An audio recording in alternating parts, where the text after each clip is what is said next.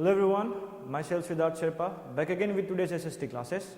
So class 8, we were discussing about the rural life and the society in which we had understood the society in various aspects. हम लोग ने देखा था कि British government जो आई थी या ब्रिटिश राज जो आई थी उन्होंने हमारे देश में किस प्रकार से land revenue system, new settlements लगाए, जिसकी वजह से बहुत सारी चीज़ें होने लगी हमारे देश में.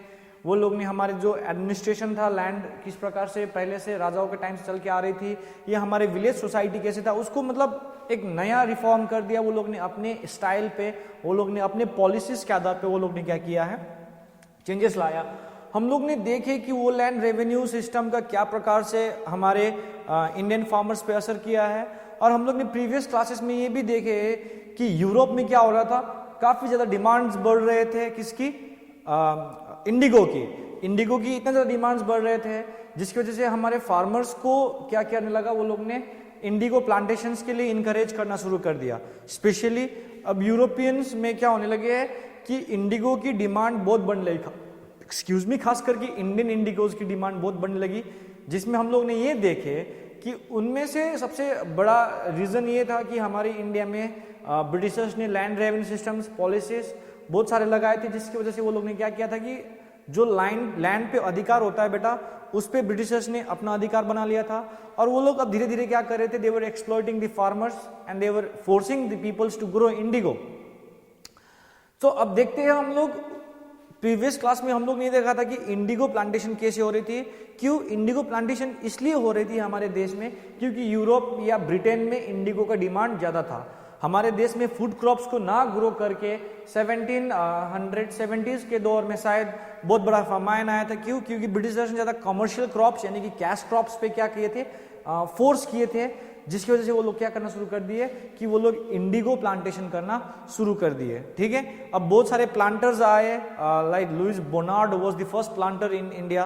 तो वो लोग ने जब इंडिगो प्लांट करने के लिए आए, वो लोग ने देखा कि यस हम लोग इंडिगो तो ग्रो करेंगे, लेकिन कहाँ पे ग्रो करेंगे? जमीन पे. अब जमीन किसका होगा? वो लोग का अपना था. और उस सिस्टम को हम लोग क्या बोल रहे थे? नीज सिस्टम, यानी कि दूसरा. अब वो लोग ने देखा नीज सिस्टम में वो लोग अपना लैंड, और इंडिगो को फर्टाइल लैंड चाहिए थी, इसलिए वो लोग ने क्या किया कि वो लोग ने देखा कि भाई जमीन तो मिल रही है, लेकिन क्या नहीं हो रहा है, फर्टाइल लैंड मिलना मतलब थोड़ा इम्पॉसिबल हो गया. क्योंकि फर्टाइल लैंड्स पे हमारे इंडियन पीजेंट्स क्या ग्रो कर रहे थे? राइस ग्रो कर रहे थे या अदर फूड क्रॉप्स ग्रो कर रहे थे. ठीक है. और नीच सिस्टम पे एक और प्रॉब्लम ये आया था कि वो लोग को क्या मिला था, जैसे कि वो लोग को क्या हुआ था कि वो लोग को लेबर्स टाइमली नहीं मिलते थे काम करने के लिए. अब वो लोग ने एक नया सिस्टम लगाया, वो था रैयती सिस्टम, जिसमें वो लोग ने लैंडलॉर्ड्स, स्मॉल कल्टीवेटर्स को वो लोग ने बोला कि एक सट्टा किया, एग्रीमेंट किया, जिसके तहत वो लोग ने वहां पे क्या कराया, खेती कराया.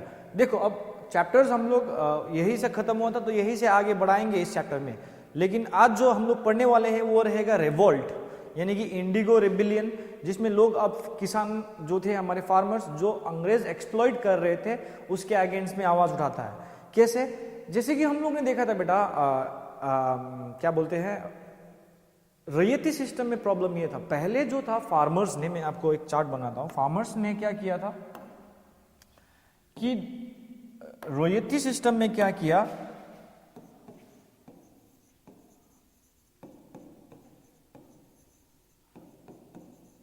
रैयती सिस्टम ने वो लोग ने एक चीज क्या इंप्लीमेंट किया. सबसे पहले वो लोग ने क्या किया कि ये एक एग्रीमेंट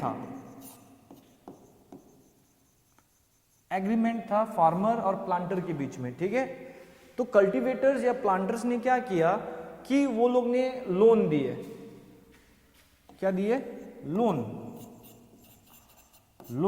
पहले क्या दिए? लोन दिए. लोन भी ज्यादा इंटरेस्ट में नहीं दिए, ज्यादा इंटरेस्ट नहीं ले रहे थे. अब हमारे किसान जो ये लोन देखा बेटा, ये लोन देखने के बाद वो लोग लुभा गए, और लोन देने के बाद प्लांटर्स ने बोला कि हम तुमको लोन दे रहे हैं, तुम हमारे लिए इंडिगो प्लांट करो, तुम्हारा फसल हम लेंगे.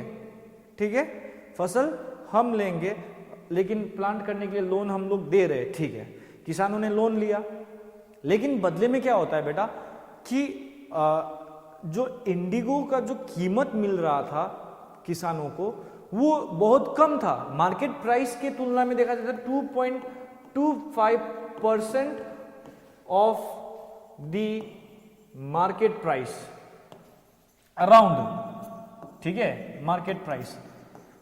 तो यानी कि इसका मतलब ये हुआ कि यदि इंडिगो का मार्केट में 10 रुपया है, ₹10, इंडिगो का कीमत 10 रुपया है मार्केट में, तो वो लोग 2 रुपया और 3 रुपया के बीच में वो लोग क्या कर रहे थे, इंडिगो को बेच रहे थे। सिंपल सी बात है, ठीक है। तो यानी कि वहां पे 7 रुपया का जो डिफरेंस आ रहा था वो अंग्रेज कमाए। पहले लोन तो दे दिए, लेकिन लोन तो चुकाने के लिए तुमको क्या करना पड़ेगा, तुमको अपना फसल बेचना पड़ेगा ना।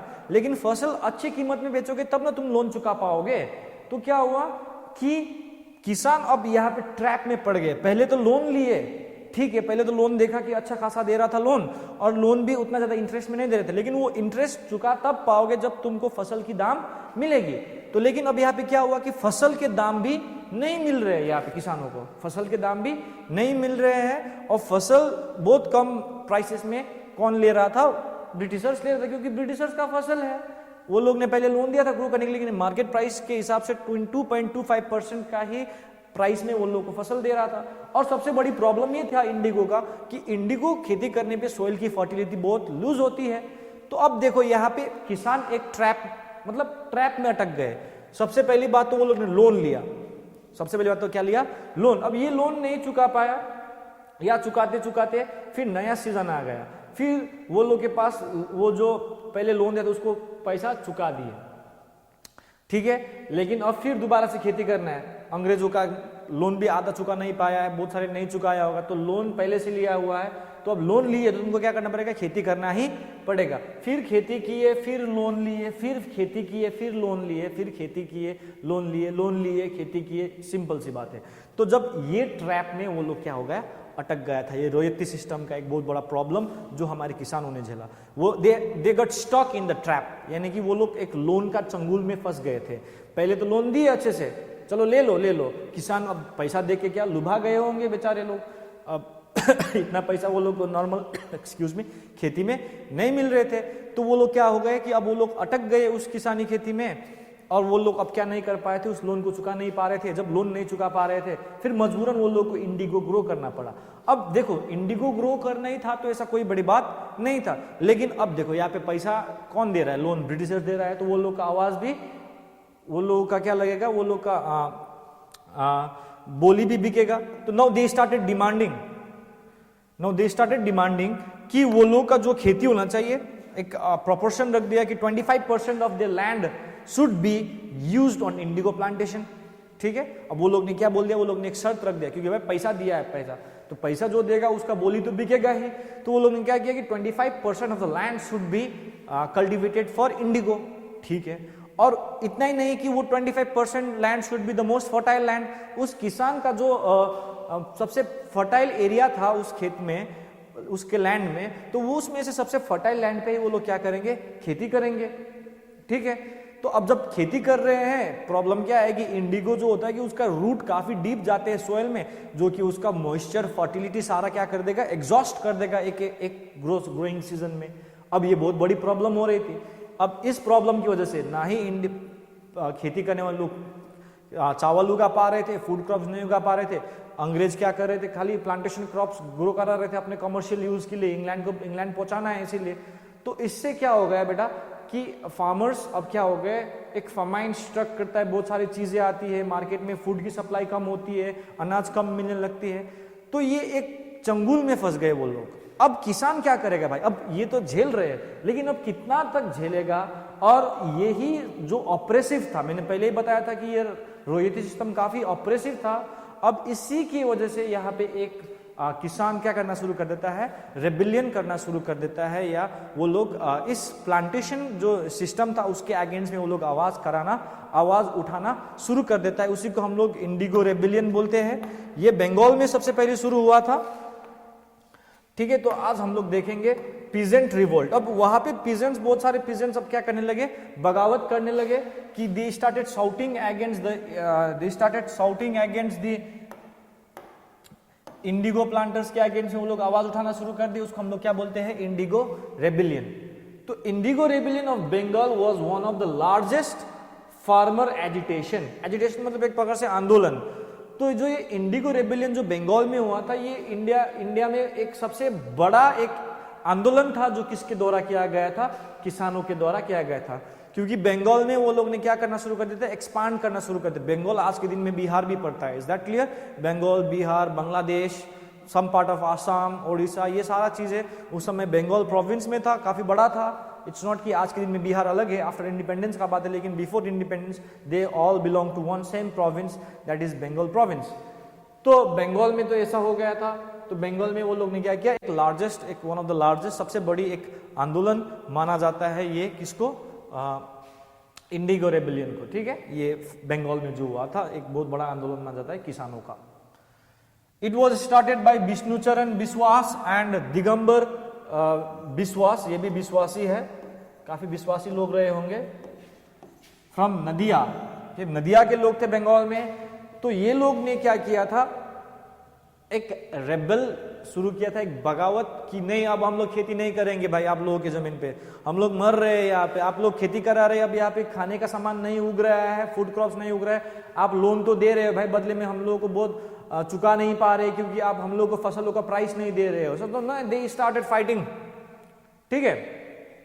सो धीरे धीरे ये जो रिवोल्ट था, इंडिगो रिवोल्ट जो था, ये बंगाल में जो शुरू हुआ था, it spread in Murshidabad, Burdwan, Patna, Narayan. तो ये सारे जगहों पे ये क्या हो गए, स्प्रेड हो गए। जैसे जंगली आग लगता है ना, वैसे ये अब किसानों का आंदोलन था, तो धीरे धीरे करके एक दिन एक कान दो कान, फिर क्या होता है मैदान हो जाता है, तो एकदम बहुत जल्दी से रिवोल्ट फैलने लगी हमारे बंगाल एरिया में। लेकिन सबसे बुरी बात यह था कि द रिवोल्ट वॉज ब्रूटली मतलब बहुत बुरी तरीके से, बेरहमी से इसको सप्रेस किया गया, दबा दिए गए। क्यों? बाय द ब्रिटिश ने इसको क्या कर दिया गया, ब्रिटिश जो उस समय थी कंपनी, उसने इसको क्या कर दिया, सप्रेस कर दिया। Who were backed by a police and military। अब देखो ब्रिटिश के पास ईस्ट इंडिया कंपनी था, ईस्ट इंडिया कंपनी के पास पुलिस भी थी, पुलिस के साथ साथ मिलिट्री अपना आर्मी था, तो ये सारे पावर उनके साथ थे।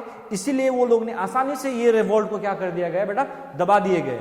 मतलब आसानी से, मतलब आसान तो नहीं रहे होंगे लेकिन ब्रूटली से, लेकिन वो लोगों को उतना मुसीबत झेलना नहीं पड़ा, बड़ा रिवोल्ट नहीं था, किसानों का था, इसीलिए वो लोग ने आराम से ही दबा दिए गए हैं। क्यों? क्योंकि उनके पास क्या था, मिलिट्री था, आर्मी था, और ऊपर से वो लोग के पास पुलिस, सारा चीज तो सत्ता उनके हाथ में था। तो वो लोग ने ये सारे बेचारे किसानों का जो भी आवाज उठ रहा था, क्या कर दिए, दबा दिए गए, ठीक है। तो ये था बंगाल में हुआ, लेकिन इससे कुछ असर तो आया बेटा, इससे कुछ बदलाव तो लाया। तो ये रेबेलियन ने कुछ बदलाव लाया बेटा। After the rebellion a committee was appointed to look into the corrupt practices in indigo cultivation and various means were suggested to remove evil practices। तो ये जो बेटा इंडिगो प्लांटेशन गलत नहीं था ना बेटा, इंडिगो प्लांटेशन गलत नहीं था, मैं नहीं बोलूंगा कि इंडिगो प्लांटेशन गलत था, लेकिन जो सिस्टम या जो प्रैक्टिस ब्रिटिशर्स यूज कर रहे थे, जो हमारे फार्मर्स को एक्सप्लॉइट कर रहे थे, जो तरीका से वो लोग प्लांटेशन करा रहे थे बेटा, वो गलत था। क्यों? क्योंकि किसानों को अपनी कीमत नहीं मिल रही थी, फार्मिंग का लोन नहीं चुका पा रहे थे, वो लोग को एक चंगुल में फंसा दिए गए थे। ये सारे इविल प्रैक्टिसेस था, ये करप्ट मतलब एक क्या था, भ्रष्ट नीति था अंग्रेजों का, कि कम पैसा में काम कराए, कम पैसा में सामान ले और महंगा में वो लोग बेचे, वो लोग कमाएंगे लेकिन मरेंगे हमारे किसान। तो एक प्रकार से देखा जाए तो जो ये नीति वो लोग जो अपना रहे थे बेटा, ये जो था ये लोगों का गलत था। और इसको हम लोग अब इसीलिए एक कमिटी बना दिए गए जो कि ये देखेगा कि ये अंग्रेज जिस प्रकार से इंडिगो कल्टीवेशन कर रहे हैं उसको नजर रखेंगे, और बहुत सारे तरीके बता दिए गए कि किस तरीके से ये इविल प्रैक्टिसेस हटा दिए जाएंगे बंगाल से, ठीक है। और इतना करते करते क्या होता है बेटा, ये रिवोल्ट से एक बदलाव आता है कि yes, after the collapse of Indigo cultivation, अब इससे क्या होता है कि बंगाल में कुछ इंडिगो कल्टीवेशन जो हो रही थी, ये रिवोल्ट से थोड़ा कम हो गया। अब किसानों ने आवाज उठाने लगे, तो यस मजबूरन वो लोगों को थोड़ा पीछे हटना पड़ा प्लांटर्स को, ठीक है। अब दोबारा करेंगे तो वो लोग को भरोसा नहीं जीत पाएंगे, क्योंकि पहले से वो लोग ने क्या कर दिया है, सिस्टम गंदा कर दिया है, उस गंदे सिस्टम से वो लोग लूट रहे हैं। अब किसान फिर दोबारा भरोसा करने वाला नहीं है। तो ये जो इंडिगो कल्टीवेशन बंगाल में कोलैप्स हुआ, बंगाल एरिया में क्या होगा, ये इंडिगो कल्टीवेशन कोलैप्स हो गया बंगाल। लेकिन उसके बाद आज के जो प्रेजेंट डे है उस बिहार, तो यानी कि जो प्लांटर्स जो थे आज के प्रेजेंट डे बिहार की ओर बढ़ गए, यानी कि भाई वो लोग को तो कल्टीवेशन से मतलब है, वो लोग को क्या चाहिए, इंडिगो चाहिए, जेसीबी चाहिए, तो क्या चाहिए वो लोग को, इंडिगो चाहिए। जो इंडिगो वो लोग कहाँ भेज पाए, अंग्रेज यानी कि अपना ब्रिटेन भेज पाए, जहां पे वो लोग का डिमांड था और वो लोग वहां से क्या कर पाएगा, प्रॉफिट कमा पाए। अब बंगाल छोड़ दिए और किधर चले गए, बिहार, मतलब बिहार की ओर चले गए। और बिहार में भी लगातार, बंगाल में छोड़ दिए, बिहार में कुछ सुधरेगा नहीं, वो लोग ने फिर वही प्रैक्टिस। और यहाँ पे एक आता है बंगाल में, तो यहाँ पे थोड़ा टाइपिंग मिस्टेक हुआ है, तो इसको तुम लोग लिख सकते हो, ये क्या है, चंपारण मूवमेंट। चंपारण मूवमेंट, गांधी जी ने भी यही से अपना करियर शुरू किया था, ठीक है। तो ये चंपारण मूवमेंट जो बिहार में है, बिहार में हुआ था, ये भी बहुत सारे example of exploitation of Indigo cultivators. तो चंपारण मूवमेंट जो हुआ है बेटा बिहार में, ये भी एक एग्जाम्पल है जिसमें हम लोग देख सकते हैं कि इंडिगो प्लांटर्स को कैसे एक्सप्लॉइट किया गया है। तो ये चंपारण मूवमेंट वगैरह हम लोग फर्दर आगे क्लासेस में पढ़ेंगे, ठीक है, जब गांधी जी शुरू करते हैं, ठीक है। तो अभी ये यहां तक समझो कि ये सारी चीजें हो रही थी। बंगाल तो छोड़ दिए, लेकिन चले गए कहां, बिहार। बिहार में भी देखो भाई, बिहार में भी तो वो लोग कुछ सीख नहीं सीखे, बंगाल से कुछ नहीं सीखे। बंगाल में किसानों को थोड़ा राहत तो मिली, लेकिन बिहार के जो किसान थे, अब वो लोग को भाई अंग्रेज क्या करना शुरू कर दिए, एक्सप्लॉइट करना शुरू कर दिए। सो दिस वाज द कंडीशन। उसके अलावा काफी एक और फेमस रिवोल्ट है बेटा, दैट इज नोन एज सन्यासी एंड फकीर रिवोल्ट। सो सन्यासी फकीर से क्या समझ में आ रहा है, तो sannyasi and fakirs are the religious sects of Hinduism and Islam. तो सन्यासी हिंदुइज्म से है, फकीर। तो अब ये सन्यासी फकीर जो लोग होते बेटा, ये ऋषि मतलब लाइक सेज, ठीक है। तो वो लोग क्या करते हैं, it was the first major revolt of Sannyasi of Bengal. तो ये बंगाल में ही हुआ था, ये सन्यासियों ने शुरू किया था। यानी कि सन्यासी क्या होते हैं, जैसे कि जो घर छोड़ के एकदम साधु संत वाले जिंदगी जीते हैं, फकीर भी वैसे ही है इन मुस्लिम कल्चर। तो वो लोग ने क्या किया, बंगाल में ये लोग ने रिवोल्ट शुरू कर दिया। Manjusha, Musasa, Chirag Ali, Bhavani Pathak and Devi Chaudhurani were the major leader of this revolt. तो ये मेजर रिवोल्ट, ये रिवोल्ट को मतलब आगे बढ़ाने वाले लीडर्स ये लोग थे, नाम याद रख लेना, ठीक है। तो ये लोग they had many encounters with the companies troops from 1763 to 1800। बहुत बार 1763 to 1800 के बीच में बहुत बार ये लोग क्या हुआ, देखो 1763 डेट याद रखना, battle of Plassey and battle of boxer के पहले 64, मतलब 64 में हुआ था बॉक्सर, तो मतलब वहां से शुरू मान लो, क्योंकि उसके बाद ही ना बंगाल में क्या हुआ है, वो लोग ब्रिटिश पूरी तरीके से कंपनी अपना पावर कैप्चर कर लेता है। हम लोग प्रीवियस क्लासेस में पढ़ा है। तो इनकाउंटर हुए, लेकिन इन इनकाउंटर में कंपनी को बहुत बार मात भी दी है ये लोगों ने, सन्यासीज एंड फकीर्स ने, ठीक है। दे प्लंडर्ड, यानी कि प्लंडर मतलब लूटना जबरदस्ती। They plundered the factories at Dhaka. Dhaka, अब फिर बात करें, ढाका तो बांग्लादेश में, आप लोग सोच रहे फिर सर क्यों ढाका बोल रहे, तो ढाका उस समय बांग्लादेश कुछ नहीं था बेटा, वो बंगाल प्रोविंस में था। तो ढाका में बहुत फैक्ट्रीज को वो लोग ने तोड़ फोड़ कर दिए, जहां पे इंडिगो प्लांटेशन हो रहे थे, where the officials exploited the weavers. तो ये वीवर्स का रिवोल्ट है, इंडिगो खेती से ही रिलेटेड है, पीजेंट्स के साथ ही रिवोल्ट है। तो हम लोग पढ़ रहे पीजेंट रिवोल्ट। तो जो ये कपड़े बनाने वाले वीवर्स को बहुत बुरी तरीके से एक्सप्लॉइट कर रहे थे, शोषण कर रहे थे, कौन, अंग्रेज। वैसे फैक्ट्रीज को क्या कर दिया, वो लोग ने तोड़ा फोड़ा, वहां से लूटपाट किया, ठीक है। तो ऐसे किए कौन, ये सन्यासीज एंड फकीर। तो उससे आगे क्या होता है देखते हैं।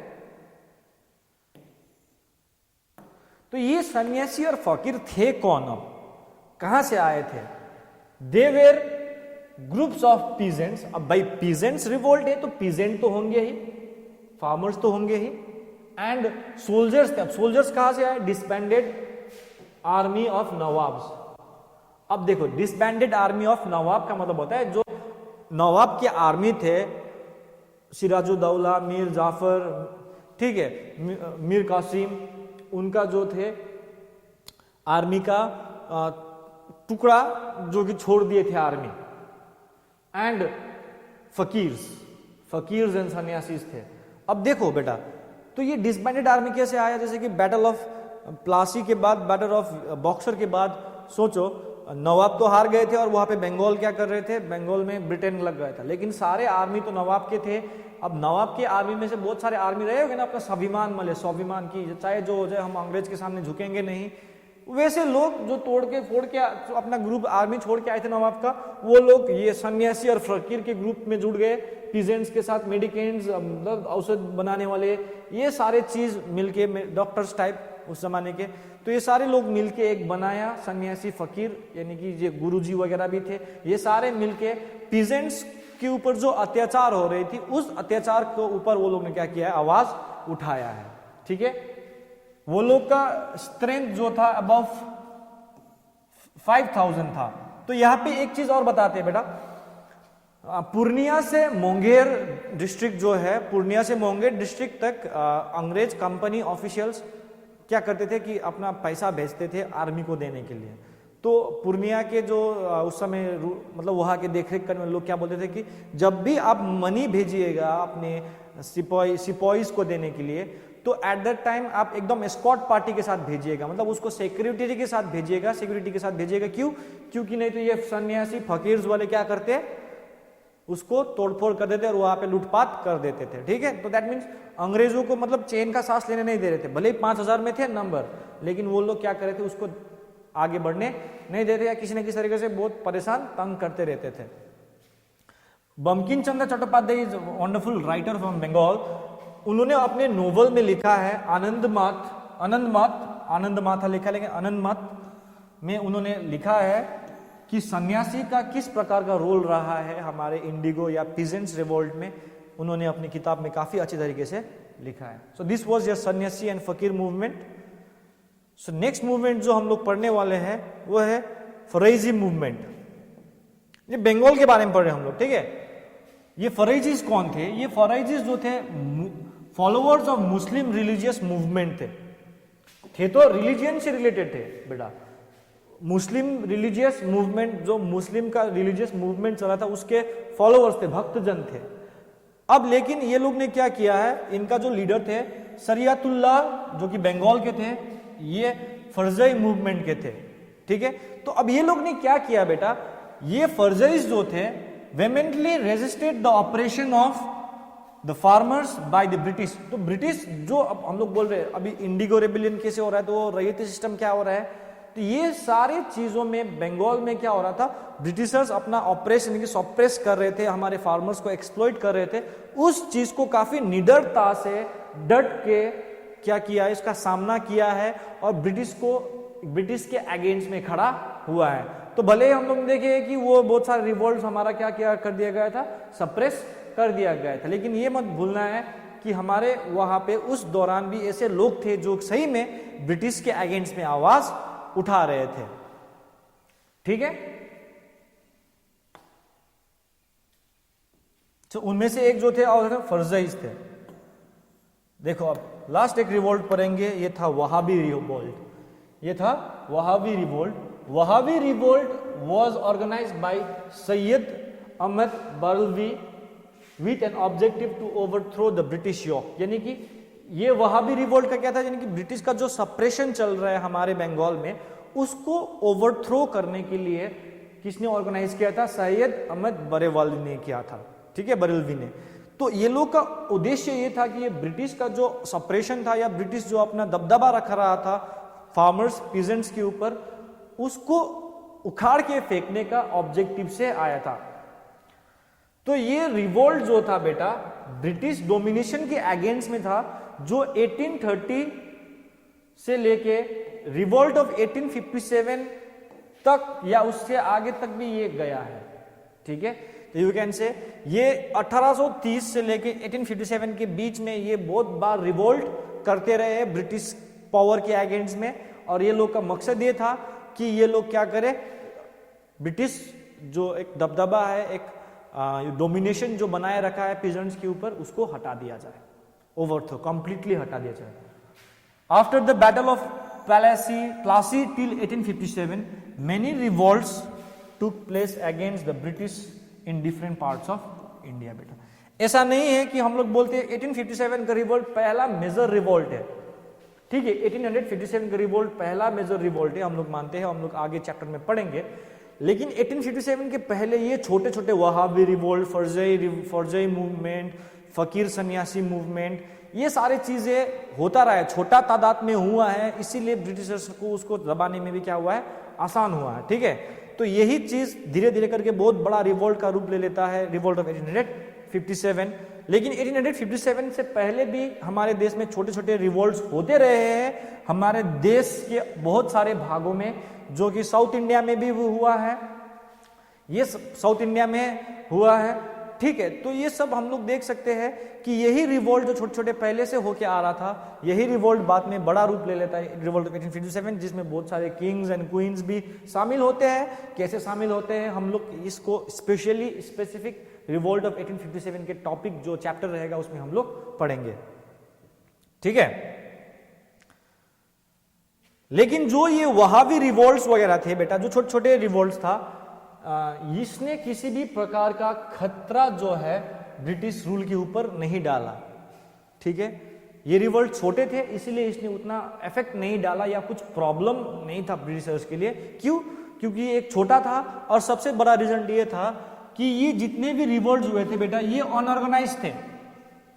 ये रिवोल्ट क्या थे? अनऑर्गेनाइज थे। और ये रिवोल्ट केवल किसका था? Common people which where easily crossed bye the British. अब ये साधारण व्यक्ति, हम जैसे तुम जैसे व्यक्ति का था, जो किसान साधारण थे, वो किसान का आवाज कौन सुनेगा? अब राजा है तो उतना नहीं सुने थे, क्योंकि राजा तो उतना पावर में नहीं था, क्योंकि उस समय बंगाल में चल रहा था, बंगाल पूरा ब्रिटिश के अंदर था। कॉमन पीपल का ये एक रिवोल्ट था, जिसको ब्रिटिश क्या करते थे? आराम से दबा देते थे, क्योंकि इसमें किसी राजा को कुछ फर्क नहीं पड़ रहा था उस समय। धीरे धीरे यही सारा चीज, ये तो केवल कंट्री साइड में हुआ था, मतलब यू कैन से विलेजेस में हुआ था ये रिवोल्ट। इसकी वजह से कॉमन पीपल को बहुत इफेक्ट हुआ है, लेकिन इस इफेक्ट से अंग्रेजों को कोई दिक्कत नहीं हुआ है, क्योंकि ये कॉमन पीपल का था। और ये जो हम लोग रिवोल्ट करते बेटा, हमेशा प्लानिंग के साथ होता है कि हम लोग ये करेंगे वो करेंगे, पहले से प्लान होना चाहिए, ऑर्गेनाइज्ड होना चाहिए। लेकिन जितने भी रिवोल्ट्स हुए थे 1857 के पहले, या 1857 का भी बोल लो, it was not an organised revolt, well plan नहीं था, इसको अच्छी तरीके से लीड नहीं किया गया था। और ऊपर से ब्रिटिश पावरफुल थे, उनके पास पुलिस भी थे, आर्मी भी थे, इसीलिए वो लोग आसानी से ये रिवोल्ट को क्या कर दिए बेटा? दबा दिए, ठीक है। So this was the rural life and society, या chapter. I hope you all understood. यहाँ पे हम लोग ने बहुत सारे रिवोल्ट्स को हम डिस्कस किए हैं। सो फर्दर हम लोग नेक्स्ट वीडियो या नेक्स्ट क्लास या नेक्स्ट चैप्टर हम लोग शुरू करेंगे, वो आपका ज्योग्राफी से रहेगा। Is that clear? So thank you this much for today. Till then stay safe and stay healthy. I hope you all understood the chapter. The chapter ends here. तो next chapter हम लोग इसके साथ connect करते जाएंगे history में। Is that clear? Thank you.